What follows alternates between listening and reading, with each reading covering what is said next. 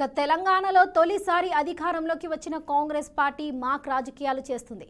తమది మాటల ప్రభుత్వం కాదు, చేతల ప్రభుత్వం అని నిరూపిస్తుంది.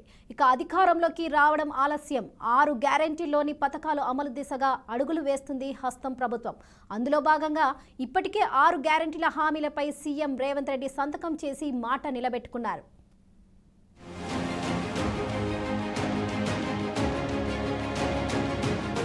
కాంగ్రెస్ ప్రభుత్వం అధికారంలోకి వచ్చిన తొలి 100 రోజుల్లో 6 గ్యారెంటీలను అమలు చేస్తామని హామీ ఇచ్చారు. ఇచ్చిన మాట ప్రకారం పవర్లోకి వచ్చిన 2 రోజుల్లోనే 2 పథకాలకు శ్రీకారం చుట్టారు. రాజీవ్ ఆరోగ్యశ్రీ స్కీమ్ను 10 లక్షల రూపాయలకు పెంపు పథకం, ఆర్టీసీ బస్సుల్లో మహిళలకు ఉచిత బస్సు ప్రయాణం స్కీమ్ను ప్రారంభించారు.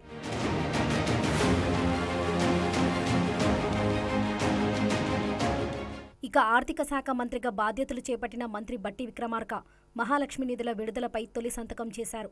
రాష్ట్ర సచివాలయంలో ఆర్థిక ప్రణాళిక విద్యుత్ శాఖల బాధ్యతలు స్వీకరించిన డిప్యూటీ సీఎం బట్టి విక్రమార్క పలు శాఖలకు నిధులు కేటాయిస్తూ సంతకాలు చేశారు. మహాలక్ష్మి గ్యారంటీ పథకానికి సంబంధించి మహిళలకు కల్పిస్తున్న ఉచిత ఆర్టీసీ బస్సు ప్రయాణానికి సబ్సిడీ కింద 374 కోట్ల రూపాయలను ఆర్టీసీకి విడుదల చేస్తూ తొలి సంతకం చేశారు.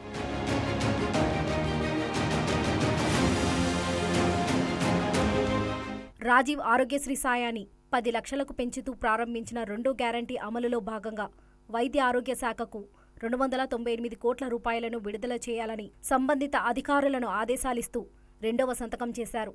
ఇక విద్యుత్ శాఖ వివిధ వర్గాలకు అందిస్తున్న సబ్సిడీలకు గాను 996 కోట్లను విడుదల చేస్తూ సంతకం చేశారు. ఆసియా ఖండంలోని అత్యంత ప్రతిష్టాత్మకంగా నిర్వహించే సమ్మక్క సారలమ్మ జాతర నిర్వహణ ఏర్పాట్లకు గాను 75 కోట్లను మంజూరు చేస్తూ గిరిజన సంక్షేమ శాఖ పంపిన ప్రతిపాదనలను ఆమోదిస్తూ మరో సంతకం చేశారు.